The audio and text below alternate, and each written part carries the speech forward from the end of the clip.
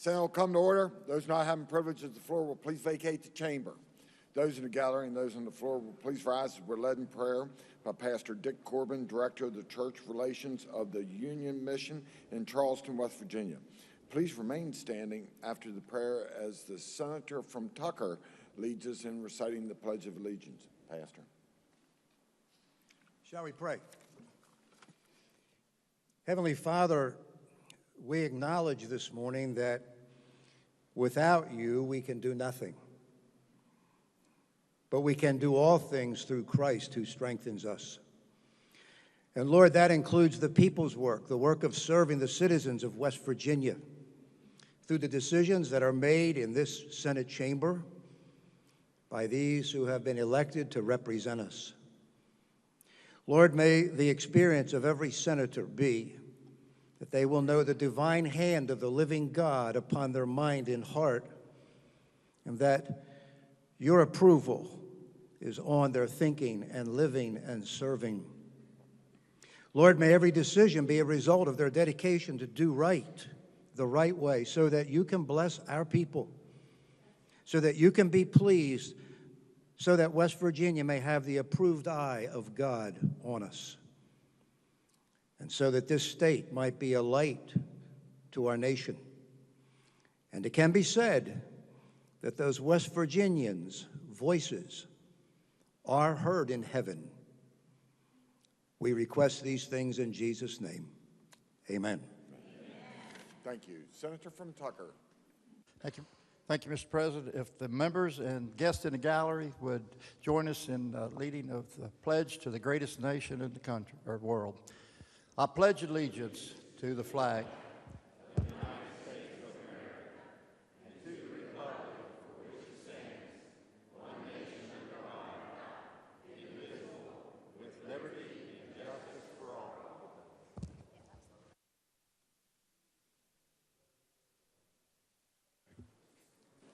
Reading of the journal. West Virginia Legislature Senate Journal, January 18th, 2023. The Senate met at 11 a.m. Senator Blair, Mr. President, and the Senator Chair. from Wetzel requests unanimous consent that further reading of the journal is dispensed with and the journal be approved. Is there objection? Chair hears none. Further reading of the journal is dispensed with and the journal is approved. Introduction to guest. Senior Senator from the 17th. Thank you, Mr. President. On behalf of the Senate, it is your honor and mine to introduce our doc of the day. In the rear of the chamber today, we have with us Dr. Madonna Gribble. She's a resident from Charleston Area Medical Center. If she wouldn't mind standing, let's Senate give her a warm welcome.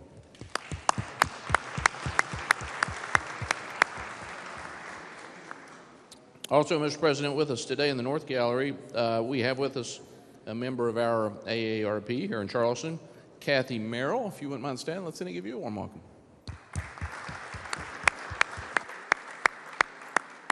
Further introduction, Senior Senator from the 4th.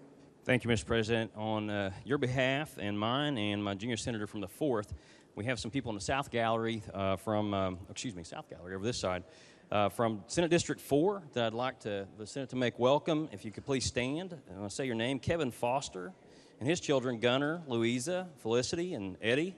Also, Camille Monk is with them. And also with the AARP is Roger Calhoun, who's the executive council member for the AARP. I'm in the wrong gallery. Thank you. I was trying to figure out where we're going there. Thank you for being here, and Senate, please make them welcome. Back there. Further introductions. Senator from Tucker. Thank you, Mr. President. That's my pleasure to introduce a group that is with us today. I think they're in a couple of different galleries. I see some in the President's Gallery. It's the West Virginia Health Freedom Group.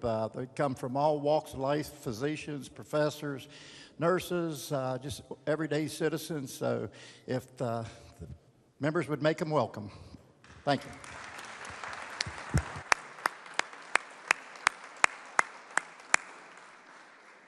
Are there further introductions? Communications from the House. The Clerk of the House announced the passage by that body of committee substitute for House Bill 2526 relating to reducing the personal income tax. Message will be received and the bill will be referred to the Committee on Finance. Communications from the Executive. There are none. Reports from standing committees. Your Committee on the Judiciary has had under consideration Senate Bill 10, Campus Self-Defense Act, and reports back to committee substitute for same with the recommendation that the committee substitute do pass. Respectfully submitted, Charles S. Trump IV, Chair. Report will be received. Your Committee on the Judiciary has had under consideration Senate Bill 172, increasing number of members on West Virginia Parole Board, and reports back to committee substitute for same, and Senate Bill 178, adding grievance and appellate procedures for individuals participating in DMV Safety and Treatment Program, and reports back to committee substitute for same, with the recommendation that the two committee substitutes do pass, but under the original double committee references, first be referred to the Committee on Finance. Respectfully submitted, Charles S. Trump IV, Chair.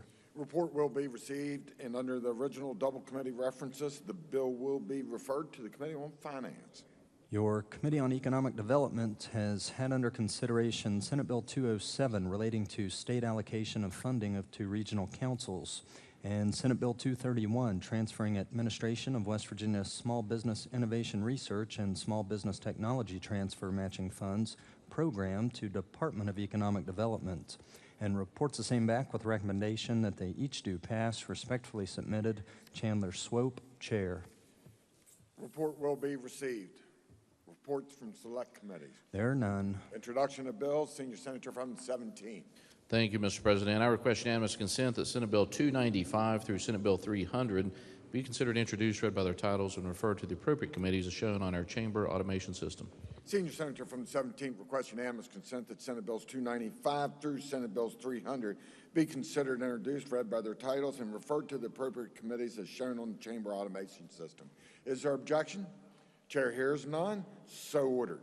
Resolutions. Senate Joint Resolution 8 by Senator Jeffries, Fair School Board Representation Amendment. Resolution will be referred to the Committee on the Judiciary, then the Committee on Finance. Senate Resolution 10 by Senator Weld, recognizing West Virginia sheriffs at Legislature on January 20th, 2023. Under the rules of the Senate, the resolution will lie over one day. Motions? Petitions? There are none. Unfinished business? There is none. Bills on third reading. Engrossed Senate Bill 74, providing for substantial deference to state superintendents' interpretations of school laws. Third reading of the bill. Question is on passage of the bill. Senator from Morgan. Thank you, Mr. President. Senate Bill 74 amends a single section of the state code. It's Chapter 18, Article 3, Section 6. And it's a provision, a section of law that's been in our state code for about 100 years.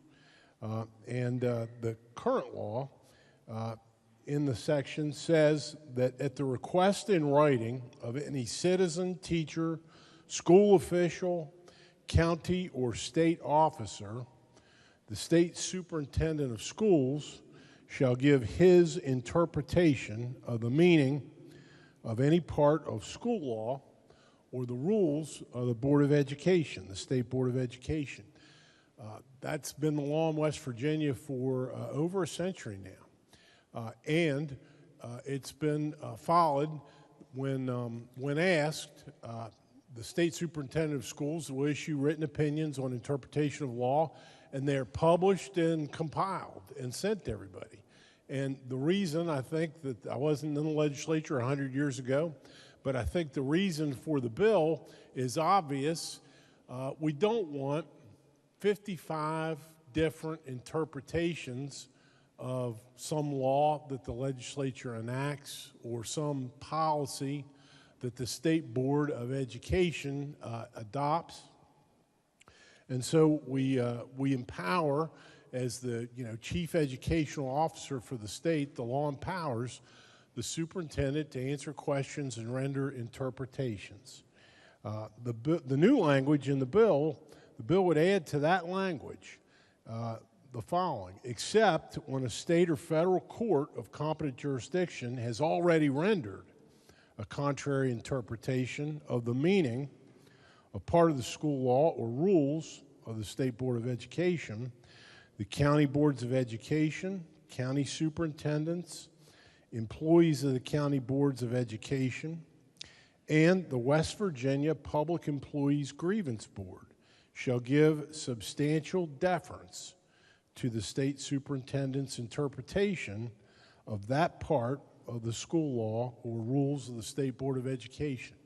And so it requires all those persons who need to interpret or render an application of school law to a set of facts to provide substantial deference to the interpretations that have been rendered by the state superintendent of schools. We've had situations in the state where that did not occur. The bill carves out that, the final review of all that is in the courts. So we carve out, we make clear there's an exception where the courts have already rendered an interpretation that a judicial interpretation trumps an executive branch interpretation.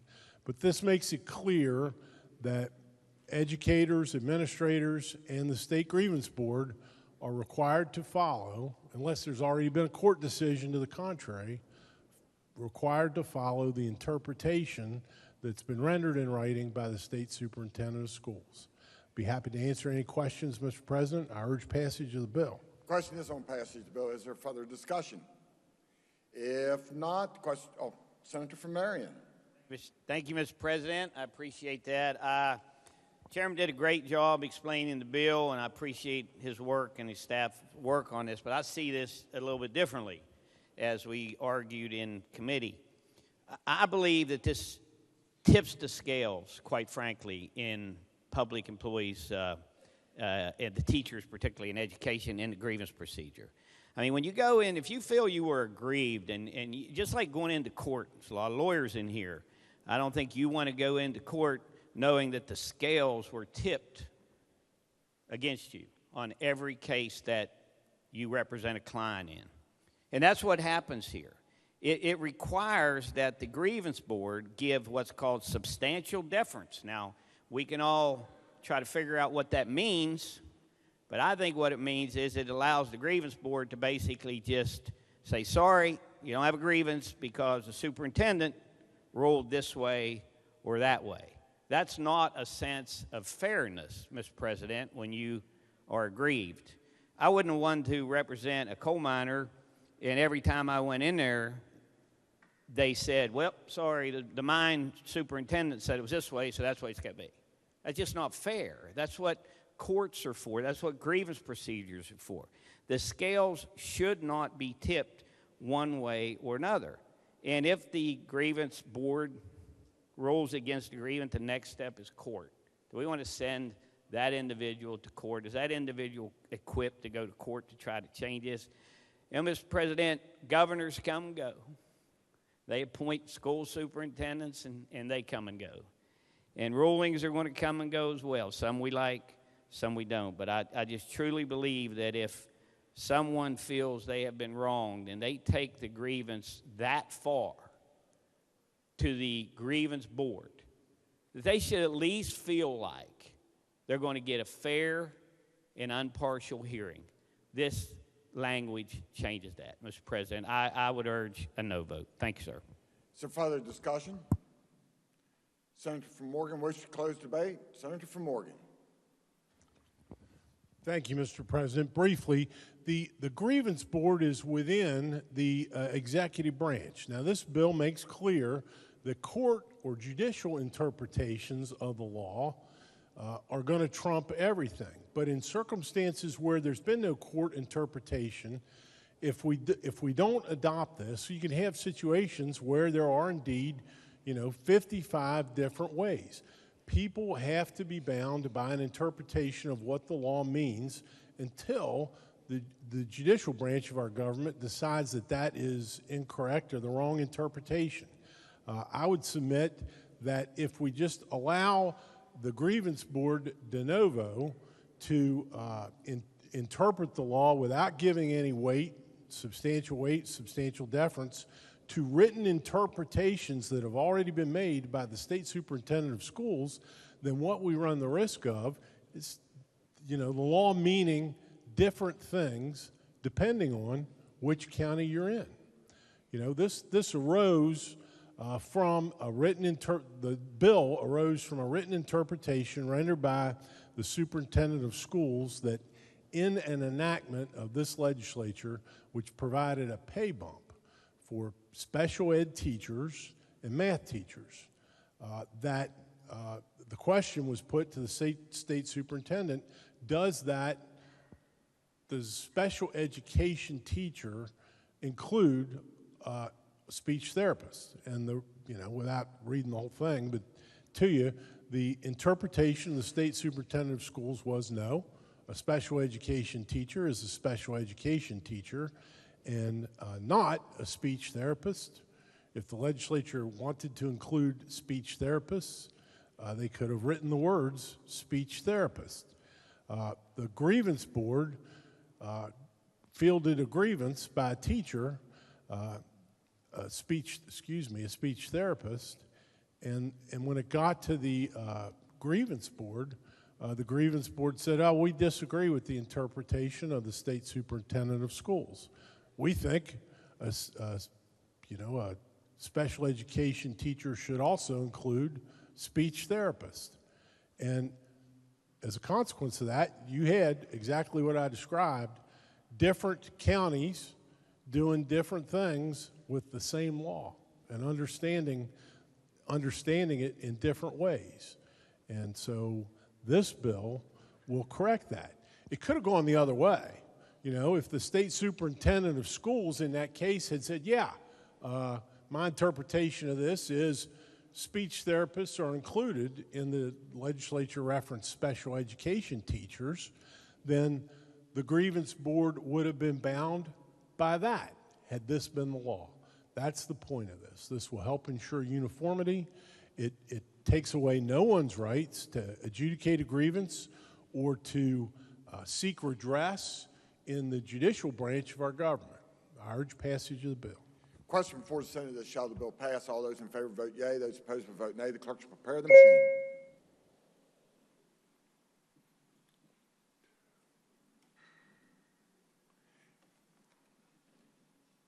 Has every member voted? Has every member voted? If so, the clerk close the machine, ascertain the results. On this question, 27 yeas, 4 nays, 3 absent, not voting. More than a majority of those present voting having voted in the affirmative, I declare the bill passed. The clerk will communicate the actions of the Senate to the House.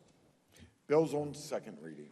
Senate Bill 115, providing procedure for West Virginia to select delegates to Article 5 convention. Second reading of the bill.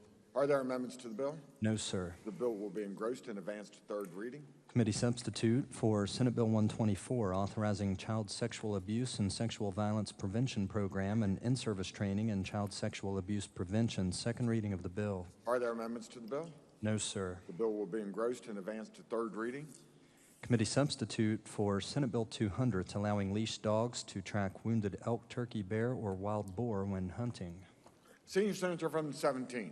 Thank you, Mr. President. I request unanimous consent that the bill over one day while retaining its place on the calendar. Is there objection? Chair hears none. So ordered. Bills on first reading. Committee substitute for Senate Bill 59, requiring work search activities to qualify for unemployment benefits. First reading of the bill. Bill will be advanced. Committee substitute for Senate Bill 65, granting municipal fire marshal authority to assist law enforcement officers. First reading of the bill. Bill will be advanced. Committee substitute for Senate Bill 89, requiring hospitals to staff qualified personnel to perform sexual assault forensic exams. First reading of the bill. Bill will be advanced. Senate Bill 180, relating to number of state troopers in county. Senator from Summers. Thank you, Mr. President. I ask unanimous consent to re-refer Senate Bill 180 to your Committee on Government Organization. On government organization.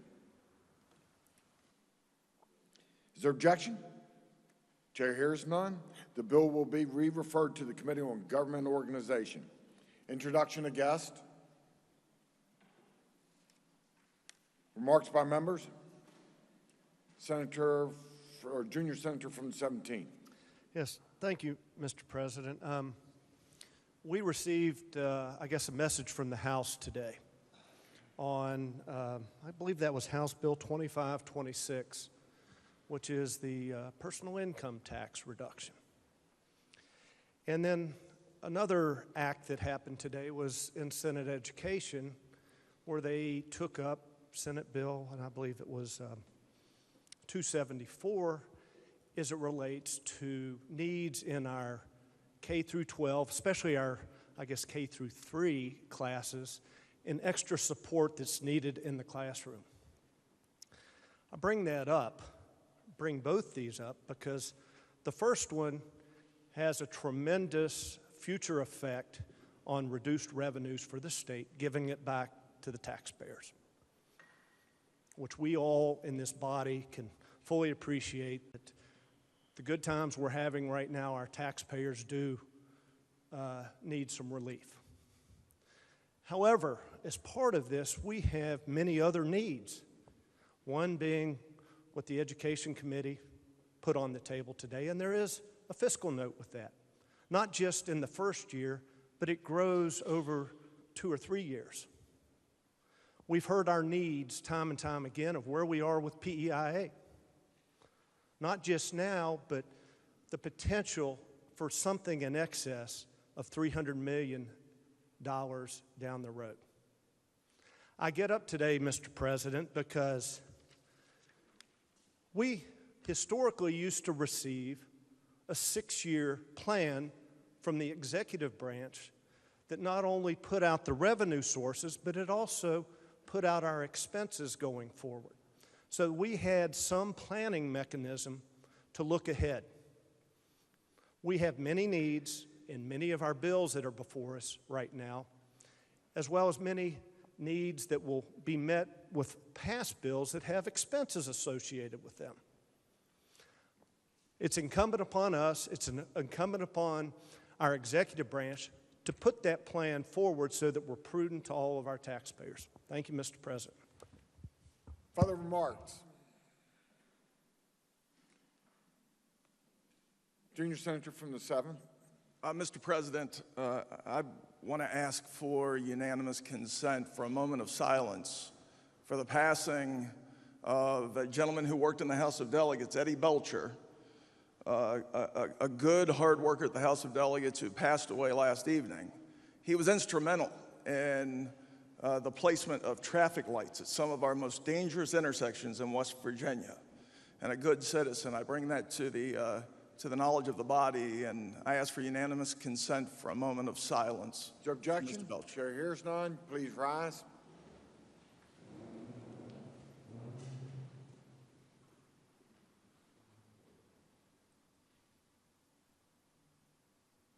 Thank you, Mr. President. Further remarks? Miscellaneous business. Senior Senator from the 17th. Thank you, Mr. President. Subject to announcements, I move the Senate stand adjourned until tomorrow at 9 a.m. Are there announcements? Senior Senator from 17th. Thank you, Mr. President. Your Committee on Health and Human Resources will meet at 1 p.m. in Senate Room 451M at 1 p.m. Further announcements? The Senator from Greenbrier. Your Committee on Judiciary Subcommittee C will be meeting at 2 p.m. today in the Senate President's Conference Room. Junior Senator from the 8th. Thank you, Mr. President. Your Judiciary Subcommittee A will meet today at 2 o'clock in the Senate Judiciary Room 208 West for an organizational meeting, and we will have a general discussion about the bills that have been referred to the subcommittee so far. Senator from Raleigh. President, your Committee on the Workforce will meet tomorrow morning at 10 a.m. in 208 West. Senator from Wood. Mr. President, your subcommittee, Judiciary Subcommittee B will meet at 2 p.m. in 451M. Further announcements. Senior Senator from the 4th. Thank you, Mr. President. Your Committee on Finance will meet today at 3 p.m. in room 451M. We have budget hearings from the Department of Administration, Department of Agriculture, and the Conservation Agency. Senator from Morgan. Thank you, Mr. President. Your Committee on the Judiciary will meet today at 3 o'clock p.m. in the Judiciary Committee Room in the West Wing. Are there further announcements? Senator from Marion. Thank you, Mr. President. The West Virginia AFL-CIO is hosting a labor caucus immediately following session in room 330 West. Lunch is provided. Come see us. Capito moves to amend the title. Question before the House is the adoption of the title amendment. Those in favor of adoption of the title amendment, please say aye. Those opposed, please say no. The ayes have it. Chair declares the title amendment adopted. The title as amended by the House will be and remain the title of the bill. Gentleman from the 8th. Thank you, Mr. Speaker. I move that the bill be effective from passage. Gentleman from the 8th moves that the bill be effective from passage. Those in favor of that motion will vote aye. Those opposed will vote no. The clerk will prepare the machine.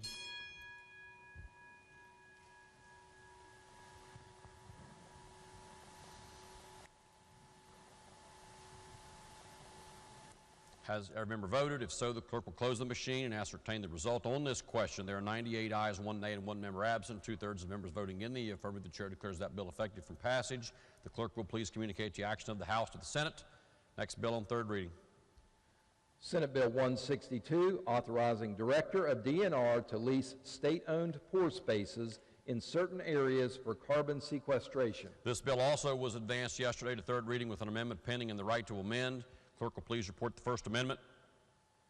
The Committee on the Judiciary moves to amend the bill by striking everything after the enacting clause and inserting in lieu thereof the following. Are there objections to the amendment being explained in lieu of having it read? There are no objections. Gentleman from the 55th. Thank you, Mr. Speaker. As discussed before on the previous bill, this is a strike and insert primary amendment, so this will encapsulate an entire summarization of the bill if adopted. The purpose of the bill is to authorize the Department of Natural Resources Director to lease and develop pore spaces underlying state forests, natural and scenic areas, wildlife management areas, and other lands under DNR control for carbon sequestration. The bill creates a new section of code authorizing the director to lease and develop pore spaces. It specifies that written approval is required from the Secretary of the Department of Commerce to lease and develop the pore spaces. It applies to pore spaces underlying state forests, natural and scenic areas, wildlife management areas, and other lands under the DNR control. It provides a prohibition for leasing pore space underlying state parks. It requires a Class 1 advertisement in the county or counties affected before entering into a lease and posting a notice for 14 days on the division's main website. It requires the lease to be the highest responsible bidder and a performance bond. It authorizes the director to reject all bids and re-advertise for new bids. It specifies that the development of the pore spaces is consistent with the Underground Carbon Dioxide Sequestration and Storage Act, which this body passed last year. It requires the proceeds to be paid to the treasurer and credited to DNR for use exclusively for purposes of Chapter 20, and it creates an exception to the competitive bid process when the Secretary of Commerce and the Secretary of Economic Development certify in writing to the director that the lease is a necessary component of an economic development project. And it provides that in such instances the lease shall afford a market value or greater royalty. Mr. Speaker, that's a summarization of the amendment. I'd urge adoption. Are there secondary amendments? Are there secondary amendments? If not, then the question is on the primary amendment. Gentleman of 20th, Douglas Foster is recognized. First point of order, secondary amendments, are they in order since this is a Senate bill? They are in order. Okay. This is only a primary amendment at this time. Okay. And my question is for the gentleman from the 55th. Yeah, on this bill, the amendment, now this would take the Senate bill. In the Senate bill, it's a Class 2 legal advertisement, and the amendment would take it down to a Class 1 legal advertisement, correct? That's correct. So it would remove the requirement for 2 weeks and move it down to 1 week. The gentleman's correct. All right, thank you. Question again is on the primary amendment. Is there debate on the primary amendment? Okay, if there's no debate on the primary amendment, the question is, shall the primary amendment be adopted? Those in favor of adoption of the primary amendment will please say aye. Aye. Those opposed, please say no. The ayes have it. Chair declares the primary amendment adopted. Are there further primary amendments? If not, the clerk will please read the bill a third time. Senate Bill 162, authorizing Director of DNR to lease state-owned pore spaces in certain areas for carbon sequestration. Question now before the House is, shall the bill pass? Is there further explanation of the bill necessary? Okay, if not, then the question is, shall the bill pass? Is there debate on the bill? The gentleman from the 5th, Doug Fluharty, is recognized. Thank you, Mr. Speaker. Will the chairman yield? Yes. Thank you. Just a couple quick questions. I was trying to review my notes from Judiciary. It looks like the testimony that we had up there, these bills together, especially 162, in the future we may have hydrogen hubs, or the ability to have them in West Virginia. Was that a fair analysis? There was discussion of that in committee, yes. Okay. So that was kind of the premise of why we needed this legislation today, right? I think that there were, the purpose of the legislation is to untie the hands of the state to be able to utilize its land for people of the state of West Virginia. Okay, thank you. Real quick, Mr. Speaker. Yes, gentleman is recognized to speak to the bill. Thank you. I just want to give credit where credit is due, because I know in a few weeks we'll have a big announcement, maybe have a lot of pictures taken, cut some ribbons. If there's a big announcement that jobs and production will be coming to West Virginia, and we did our part here today, but I really want to thank those truly responsible Democrats in Washington, D.C., in particular, Joe Manchin. I'm getting to that. You can have a seat. Gentleman will state the point. Thank you, Mr. Speaker. I believe we're on discussion of the bill, not giving credit or accolades to people in Washington, D.C. That is correct. Gentleman said he will get to the point. So yes, point being, go ahead and get to it. This bill, which we have before us today, is before us because we passed the infrastructure bill and we passed the Inflation Reduction Act. In particular, the Inflation Reduction Act, 45V, the tax credit available, will be used by hydrogen hubs. These companies who will come to West Virginia and build here are going to use those tax credits that came from Washington, D.C. to build here in West Virginia. And it is directly related to this bill. So I just want to make sure we get that out, make sure that we thank Joe and not Jim. Thank you, Mr. Speaker. Gentleman to 47th, Doug Longenacre. Thank you, Mr. Speaker. Would the chair of finance yield for a question, please? Of finance? I'm sorry. Chair of Judiciary. Okay. My apologies. Yes. Can you confirm that this bill over in the Senate before it came over here, did it go through the DNR, the Senate DNR committee? My understanding of the process and life of this bill was that it started on the floor and the committee as a whole took it up, which would mean the entire body of the Senate took it up first.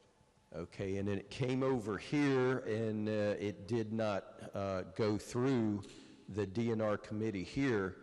I was just wondering, was testimony provided by anyone in the DNR as to what they feel the second, third, fourth order effects of this bill could be from a DNR perspective, or did it just come straight to Judiciary?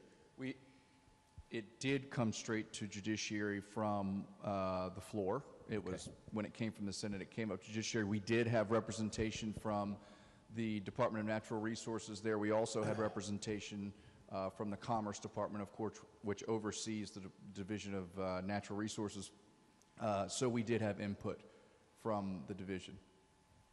Okay, that helps me a little bit here. Thank you for answering those questions.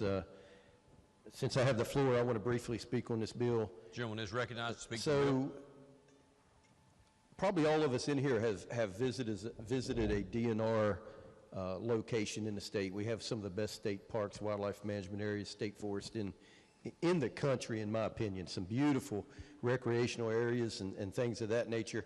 Typically, a bill of this nature, I would expect someone from the DNR to have a very overt weigh-in on this bill. I'm going to take it from what the Judiciary Chair just said that they did. I wish we could have had the opportunity here in the House to hear from some folks in the DNR to get their perspective on this for ourselves. At the same time, we have been the body to try to undo 90 years of Democratic policy in this state that had us at the bottom of the barrel economically. We've been turning that big, huge ship around slowly with little tweaks of this nature to boost economic development in the state of West Virginia. But I want to proceed with caution on this bill. I'm going to support this bill and urge passage of this bill because it could, in fact, create jobs. And we do, in fact, need employers in West Virginia, but I hope that I will not regret voting for Joe Biden's Green New Deal, just renamed policy that's floating down here to our state. Sometimes we take that government money, we get a hook in us, and usually it's a treble hook that we have trouble getting out. I hope I'm wrong on this. I'm going to support this bill. Thank you, Mr. Speaker. All right, this is an appropriate time for the chair to put out the rules of debate here a little bit. So we've had both. We've had those in support of the bill and opposed to the bill today take the floor. In the future, we will refer to elected officials by office. We will not refer to them by name or by surname. So, all right, June 29th, Doug Dillon is recognized. Thank you, Mr. Speaker. Will the Chair of Judiciary yield to a question? Yes. Thank you. So we have two bills today which made the third reading addressing both of them, the Division of Natural Resources. Is there any particular relationship or connection between these two bills? Yes, I would say that there is in the sense that they both discuss the disposition of certain assets belonging to the division.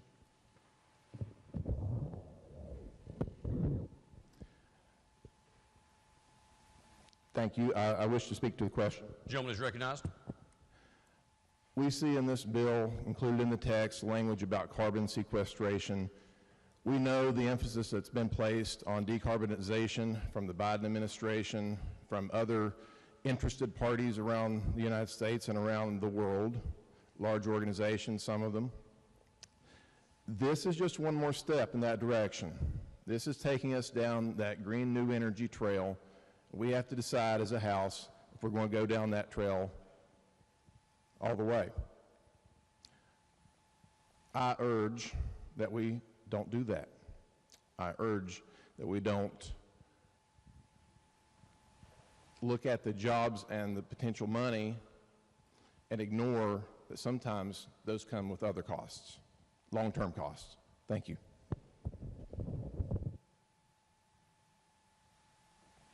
Are there additional members who wish to speak? Question again before the House is, shall the bill pass? Are there members who wish to speak to passage of the bill? Does the gentleman wish to close debate on the bill? If not, the question before the House is, shall the bill pass? Those in favor of passage of the bill will vote aye. Those opposed will vote no. The clerk will prepare the machine.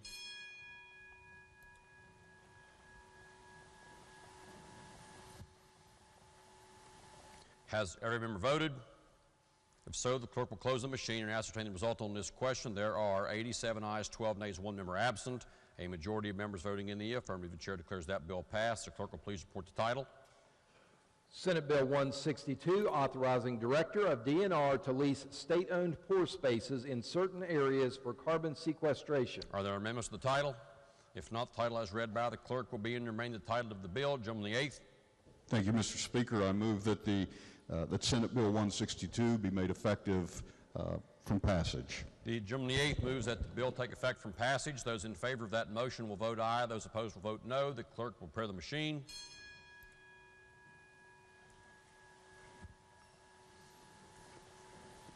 Has every member voted? If so, the clerk will close the machine and ascertain the result. On this question, there are 92 ayes, 7 nays, 1 member absent, 2/3 of members voting in the affirmative. The chair declares that bill effective from passage. The clerk will please communicate the action of the House to the Senate. Next bill on third reading. House Bill 2017, relating to service of process in child abuse cases. Lady in the 73rd, Douglas Summers. Thank you, Mr. Speaker. Unanimous consent to amend the bill on third reading. Lady in the 73rd, ask unanimous consent to offer an amendment to the bill on third reading. Are there objections? No objections are heard. Is the amendment to the desk? Okay, clerk will please read the amendment. Delegate Summers moves to amend the bill on page 2, line 24 by striking subdivision 1 in its entirety and inserting a new subdivision 1 to read as follows. 1.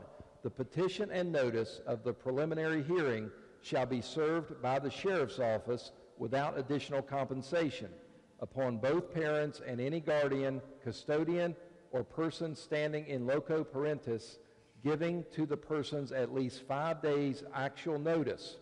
Any subsequent hearing shall provide at least 10 days notice and shall be served in accordance with the rules of civil procedure.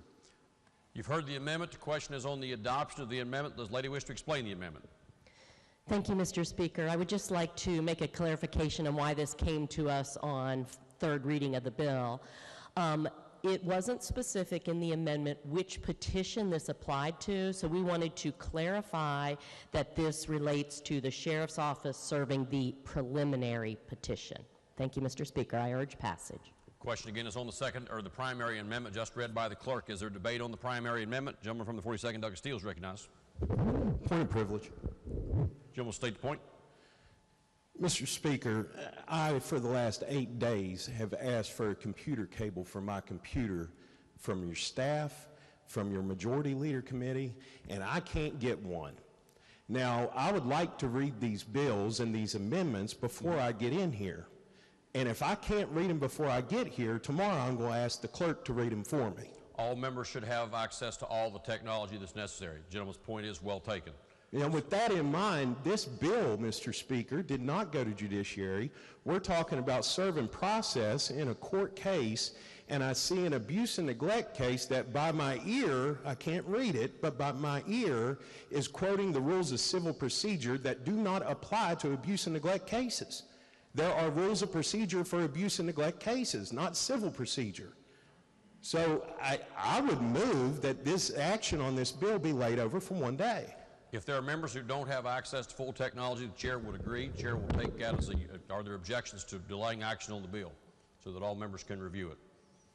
If there are no objections, we will delay action 1 day on this bill and the pending amendment so that all members have time to review it in total. Yeah, the rules of civil procedure don't apply. All right, let's take House Bill 2018.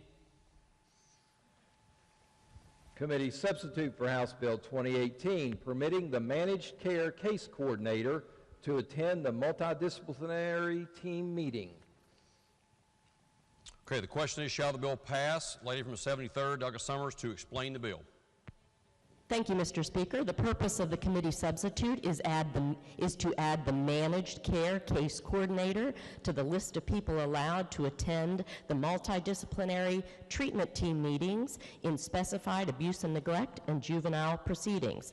Multidisciplinary teams, also known as MDTs, represent a variety of disciplines that interact and coordinate their efforts to diagnose, treat, and plan for children and families receiving child welfare services. I urge passage. Question is, shall the bill pass? Is there debate on the bill? Is there debate on the bill? Okay, if not, the question is, shall the bill pass? Those in favor of passage of the bill will vote aye. Those opposed will vote no. The clerk will prepare the machine.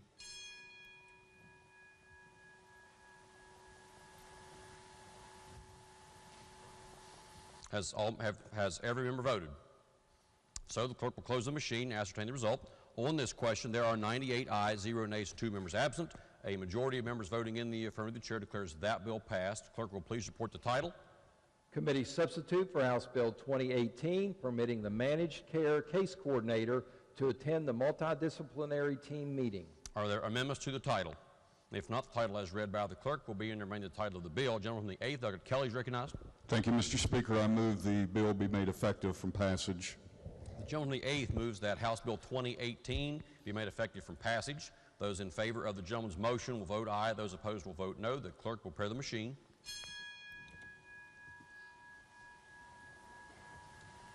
Has every member voted?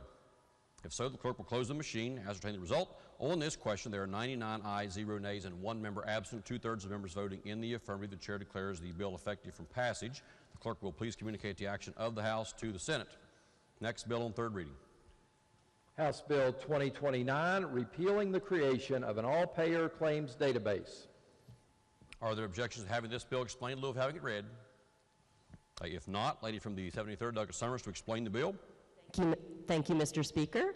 This bill removes the authority the DHHR operate the all-payer claims database. An all-payer claims database is a large-scale database that systematically collects healthcare claim data from a variety of payer sources, which includes claims from most healthcare providers. The database was moved to under control of DHHR last year, but has not been operational for several years. I urge passage. Okay, having heard the explanation, the question now before the House is, shall the bill pass? Is there debate on the bill? Gentleman from 54th, Douglas Pushkin, is recognized. Thank you, Mr. Speaker. Would the chair yield? Yes. And I apologize for not asking these questions in committee. I think there's one that kind of slipped by us without these questions being asked. The database is not up and running now? That is what I was told, that it has been not operational for several years. Okay. And it was created several years ago? Yes. Okay. Is the idea of it for consumers to be able to compare like the efficiency of procedures, the cost of procedures? Was that the intent of the database to begin with? No, the intent of the database is, let me tell you how it functions. So the insurance companies give data to a vendor, and that vendor then scrubs the data so it's de-identified. And they give it a an identifying number. And then that is sent to the All Claims Payer Database Council. That council then decides who can have access to that information. And that information is used to try to lower healthcare costs by comparing what the different insurance companies have. Okay. So the intent was to eventually lower the healthcare costs by being transparent in what the costs were. That was the intention, and as you may know, January 1st, the Hospital Transparency Act went into effect, and that will provide information to consumers on the price of procedures. So the consumers will actually be able to look at what costs are, and that'll probably be a more effective way to control healthcare costs. Okay. Well, the database that we're going to repeal here, is that paid for with federal Medicaid dollars? Can you talk a little louder? Is that paid for with federal Medicaid dollars? The All Claims Payer Database does use some federal funds, but it also uses approximately $1 million of general revenue funds. Okay. Okay. Thank you very much.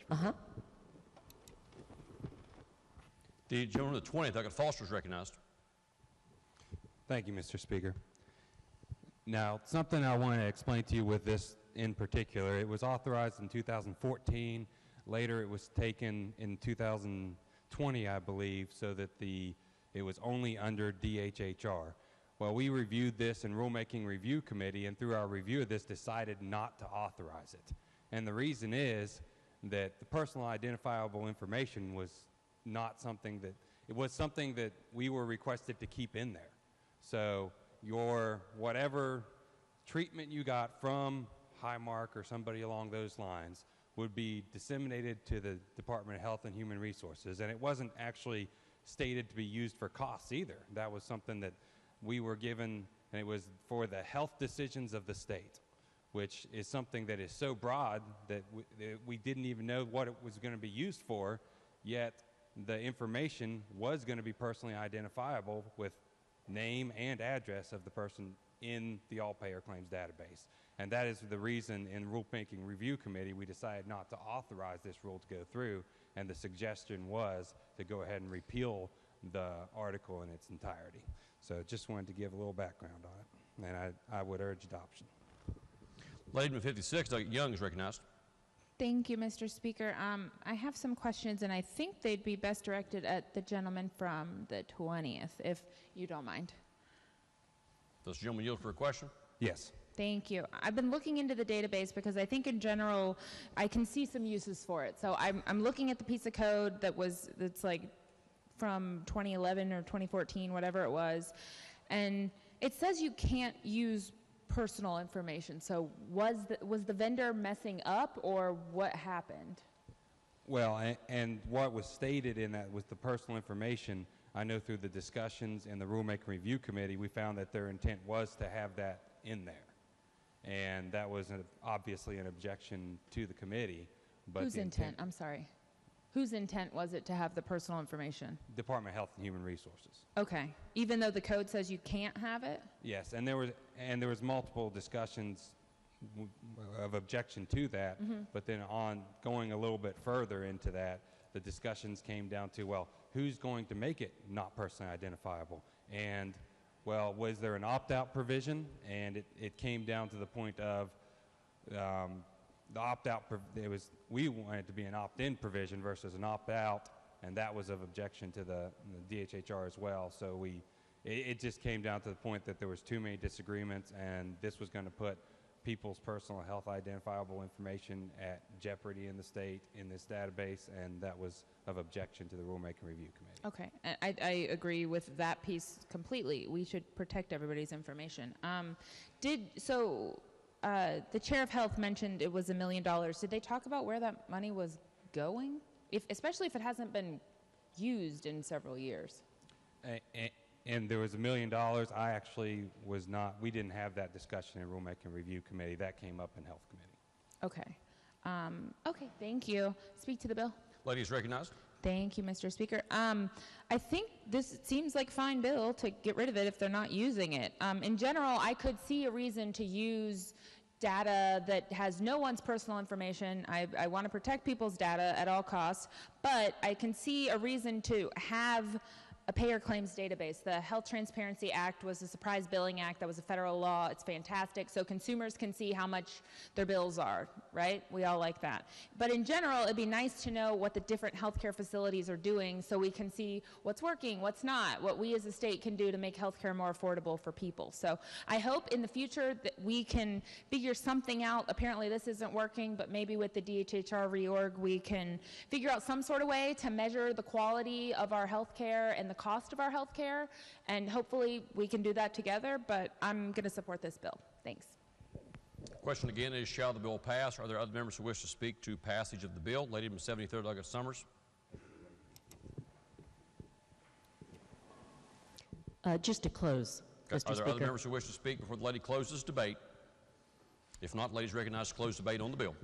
Thank you, Mr. Speaker. While I appreciate that we want to analyze the data, West Virginia already has access to 230,000 PEIA members' data, 660,000 Medicaid, approximately 300,000 Medicare, and 20,000 CHIP. So we already have around approximately 1.2 million pieces of data on healthcare. So the only thing that is lacking is the commercial payers from this database, or from the information we'll be able to get without this database. And commercial payers have brought to our attention that the amount of data and the cost for them to ship the data to this all claims database causes them to have to increase their rates, because it's just more work for another person to do. And West Virginia has the highest commercial payer rates in the nation right now. So I don't think we want to do anything else to increase the prices of health insurance. So I urge passage. Question is, shall the bill pass? Those in favor of passage of the bill will vote aye. Those opposed will vote no. The clerk will prepare the machine.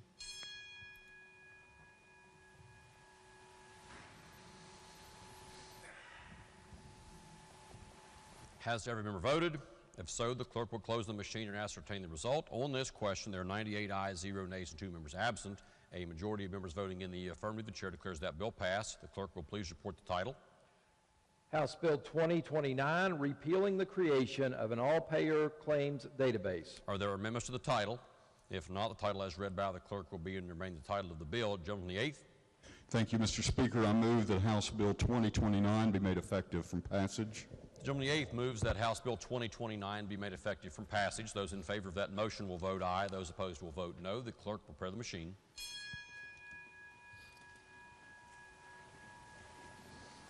Has every member voted? If so, the clerk will close the machine and ascertain the result. On that question, there are 98 ayes, 0 nays, and 2 members absent. 2/3 of the members voting in the affirmative. The chair declares that bill effective from passage. The clerk will please communicate the action of the House to the Senate. Next bill on third reading. House Bill 2506, creating a title clearinghouse for non-resident businesses. Are there objections to having this bill explained in lieu of having it read? If not, chair recognizes the gentleman 22nd, Doug Linville, to explain the bill. Thank you, Mr. Speaker. House Bill 2506 creates a title clearinghouse for non-resident businesses, and it allows the Division of Motor Vehicle to create that and administer that for folks like insurance companies and folks who would wish to have a fleet registered in the state of West Virginia. The bill adds a new section of the West Virginia Code to create a provision allowing the DMV to stand up the title clearinghouse. It's designed to take advantage of West Virginia's innovative digital titling process and the superior economies of scale that participants in such a program can realize. The bill allows those non-resident businesses to title vehicles in West Virginia. The DMV will establish a participation fee and title fees for all entities which participate. These must be equal to or greater than the fees charged to residents. Each participant must secure their participation with a $250,000 penalty bond to guarantee that they will not utilize the program for fraudulent purposes. The bill provides for rulemaking by DMV to implement the provisions of the new section. This provision does not supersede any current reciprocal agreements or title compacts that the state currently is a party to, and any provision of this bill that conflicts with such agreement shall be void. Finally, the bill provides that the DMV commissioner may develop a similar database for resident businesses to maintain a local, national, or international fleet of vehicles. Mr. Speaker, the bill takes advantage of that e-titling process, which we heard in the committee, has taken a 40-day process on paper to a 4-day process, and the result of that makes West Virginia one of the fastest places in the country, if not the fastest place in the country, to title vehicles. Just so that you know, there's a $15 title fee at a bare minimum, so every time one of these non-resident businesses would title a vehicle in the state of West Virginia, that means an additional $15 for the road fund. In addition to that, Mr. Speaker, we heard in committee that there were more than potentially 9 million additional titles that could come through the state of West Virginia, and if you do the math, this easily within 2 years could be $100 million for the road fund. I'd like to congratulate DMV Commissioner Everett Frazier on his work on e-titling and using technology to hopefully make the road fund even more solvent. Mr. Speaker, that is a summary of the bill. I'm happy to answer any questions, and I do urge passage. Question before the House is, shall the bill pass? Is there debate on the bill? If not, those in favor of passage of the bill will vote aye. Those opposed will vote no. The clerk will prepare the machine.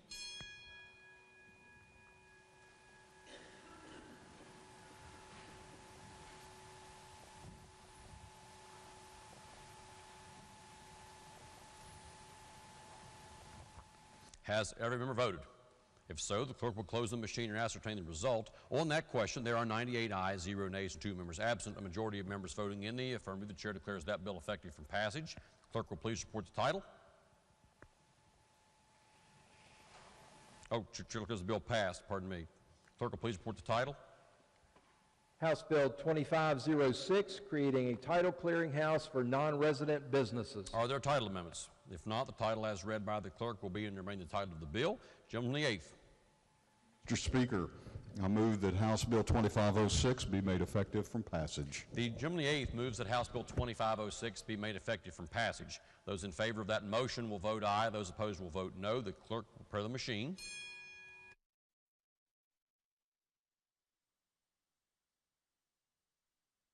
Has every member voted? If so, the clerk will close the machine and ascertain the result. On that question, there were 98 ayes, 0 nays, and 2 members absent. 2/3 of members voting in the affirmative. The chair declares that bill effective from passage. The clerk will please communicate the action of the House to the Senate. Are there further bills on third reading? If not, bills on second reading.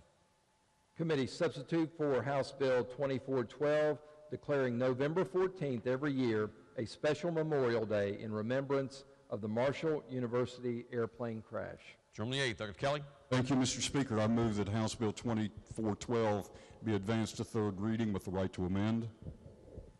Let's do that by unanimous consent. Are there objections to moving committee substitute for House Bill 2412 to third reading with the right to amend? Okay, there are no objections. That bill will be so advanced. Are there further bills on second reading? If not, bills on first reading? Committee substitute for House Bill 2530, relating to the extension of the expiration of temporary registration plates from 60 days to 90 days. Bill will be advanced. House Bill 2533, relating to a permanent windshield placard to be valid for the duration of the applicant's life. The bill will be advanced. Are there further bills on first reading? If not, leaves of absence. Gentleman from the 8th. Speaker, for our colleague Delegate Ward. Are there objections to a leave of absence being granted? No objections are heard. That leave will be granted. Introductions.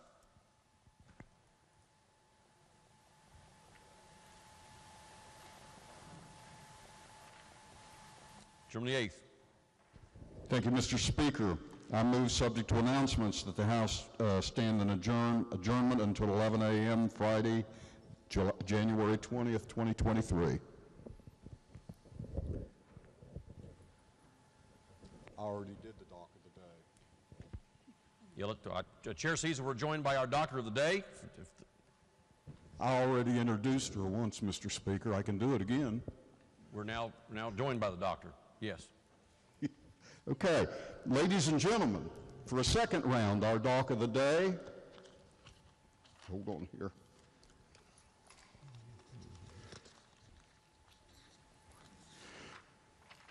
Our doc of the day is Madonna Gribble, DO, Charleston Residency Program.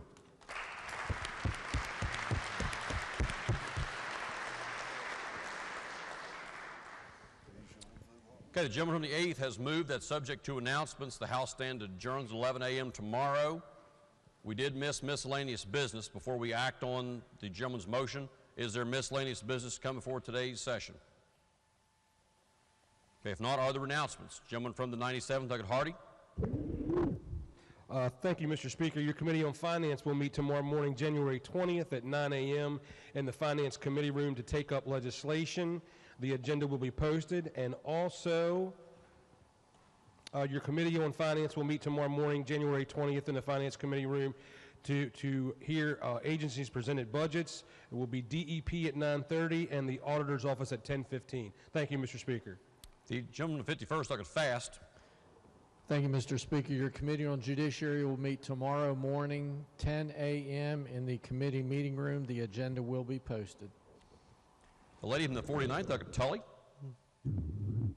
Thank you, Mr. Speaker. Your Committee on Health and Human Resources will meet today, Thursday, January 19th at 3 p.m. in the East Wing Committee room. That room is 215. The agenda has been posted, and the Republican members will caucus at 2:30 in the chair's office. And please remember to bring your laptops. Thank you. The gentleman from the 88th, Douglas Hillenbrand. Thank you, Mr. Speaker. The Veterans Caucus will meet immediately after in room 215E.